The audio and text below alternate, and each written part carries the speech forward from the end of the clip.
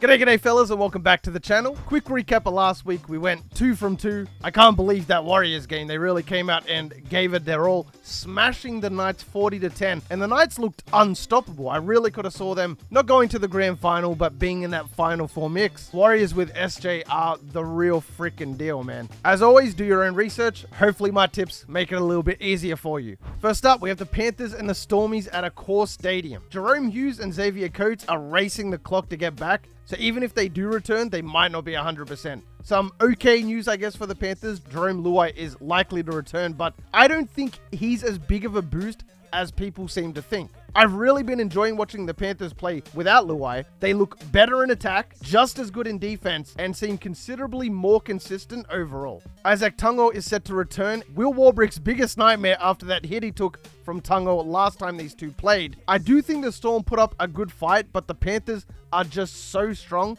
and are definitely worthy of a third consecutive grand final appearance. The Panthers are coming in with a league best 118% grade on attack and an absurd 57% defensive grade, which is by far the best in the NRL. The lower your percentages on defense, the better. So 57%. To put things into perspective, the Broncos have a 78%. We might be looking at the best defensive team in NRL history, statistically speaking. Just putting that out there. Don't shoot the messenger. This is tough to put a score on it because we don't know what kind of Storm we're going to get. The last 2 weeks, they've looked absolutely terrible. Even in the win over the Roosters, let's be honest, pretty fluky try. I'd say probably 8 times out of 10 they lose that game. If you replay that last 5 minutes, I'm going to say this is Panthers 32, Storm 6. Now on Saturday night, the Broncos and the Wars at Suncorp. Now the last time these two played was in round 13 in Napier. The Broncos squeezed out a cheeky 26-22 win in that one, and the difference was one extra conversion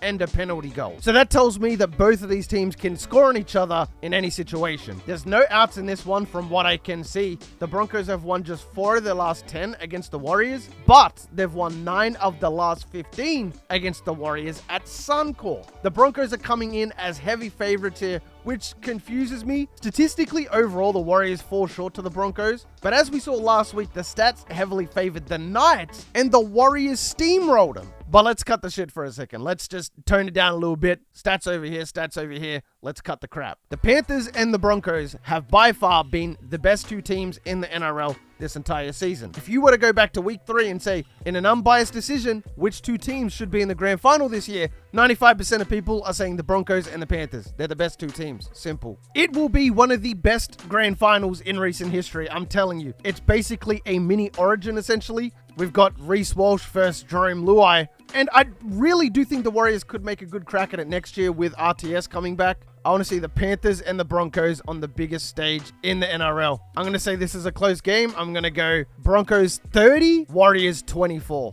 As always, let me know your predictions down in the comment section. But if you made it this far in the video, you are the real MVP. Hope the rest of your day is awesome. And from me personally, I'm out. Peace.